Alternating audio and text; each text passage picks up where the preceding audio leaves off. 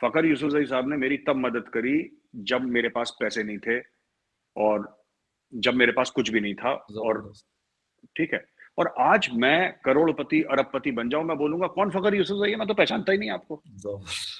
तो गुड। ये थोड़ी ना बात होती है, जबरदस्त, फिर आप बोलेंगे अरे बिल्कुल, कैसा हल्का आदमी है। जबरदस्त जबरदस्त। तो हाँ, तो ये चीजें हैं, कुछ हमारे पुराने इमोशनल अटैचमेंट भी हैं, और स्ट्रेटेजिक ऑटोनॉमी जो इंडिया सीख करता है फखर साहब, जी कि हाँ, हम वही करेंगे जो हमें ठीक लगता है, जो हमारे मुल्क के लिए ठीक है।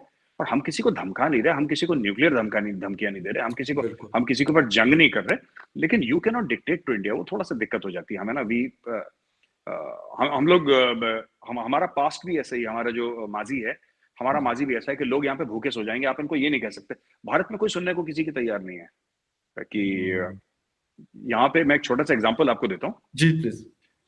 भारत में ना हर चीज की मूवमेंट होती है, एक मुहिम आपको चलानी पड़ती है, वरना भारतीय जो है कभी लाइन पे नहीं आते। आप कुछ कर लीजिए, जब जब बोलना था महात्मा गांधी को, या उस जमाने में जब अंग्रेज थे, तो जब बोलना था कि भारत छोड़ो, तो क्विट इंडिया मूवमेंट चली।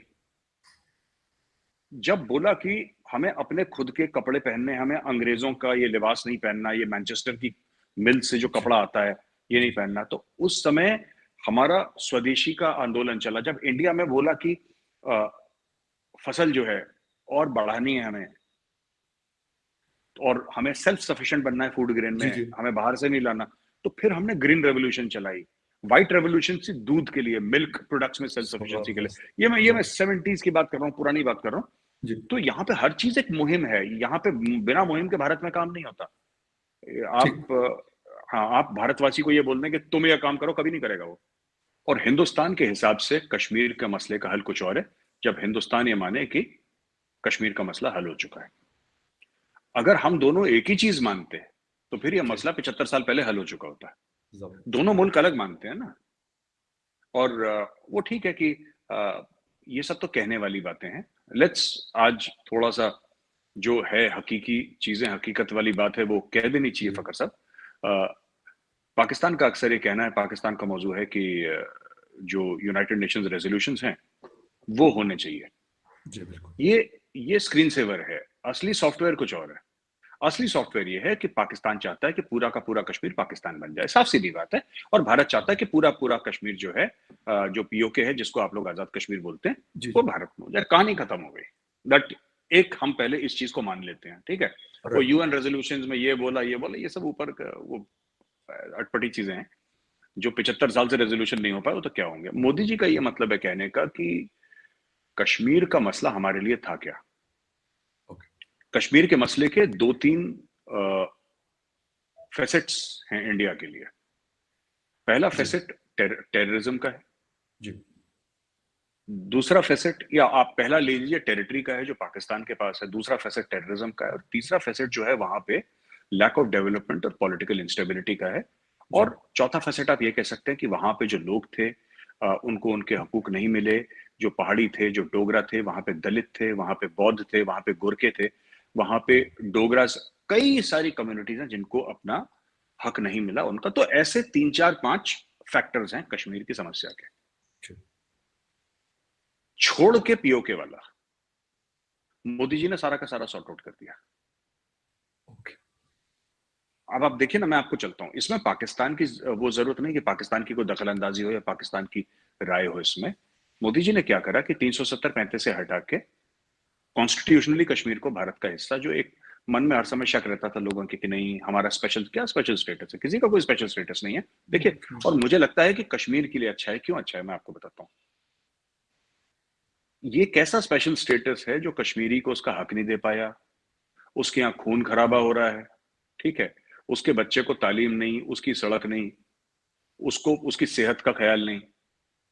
तो ये जो 370-35 था फकर साहब, ये दो तीन फैमिलीज ने, दो तीन खानदानों ने, जैसे कि मतलब मुफ्ती खानदान है एक, जी अब मैं आपको बताता हूँ, या फिर अब्दुल्ला खानदान है, ये लोग बहुत पावरफुल फैमिलीज हैं कश्मीर की। ये लोग किस तरीके से पावरफुल हैं कि ये लोग सेंटर में भी कैबिनेट मिनिस्टर के लेवल पे रह चुके हैं, और ये स्टेट में भी ये चीफ मिनिस्टर्स रह चुके हैं कश्मीर के। जी जी और आपको पता होगा महबूबा मुफ्ती के फादर जो थे, वो साहब इंडिया के होम मिनिस्टर हुआ करते थे। बिल्कुल बिल्कुल। और महबूबा मुफ्ती, और वो चीफ मिनिस्टर भी रहे, महबूबा मुफ्ती चीफ मिनिस्टर रही 2 बार, या आई डोंट नो कितनी बार वो रही। जी जी। फारूक अब्दुल्ला साहब, उनके वालिद साहब जो थे वो एक जमाने में कश्मीर में प्राइम मिनिस्टर होते थे, वो प्राइम मिनिस्टर थे कश्मीर के, फिर वो चीफ मिनिस्टर बने। फिर फारूक अब्दुल्ला साहब, उनके बेटे वो बने चीफ मिनिस्टर। फिर फारूक बिल्कुल अब्दुल्ला साहब के बेटे उमर अब्दुल्ला वो बने। फारूक अब्दुल्ला साहब दिल्ली में कैबिनेट में भी थे, कैबिनेट जी मिनिस्टर वो बने।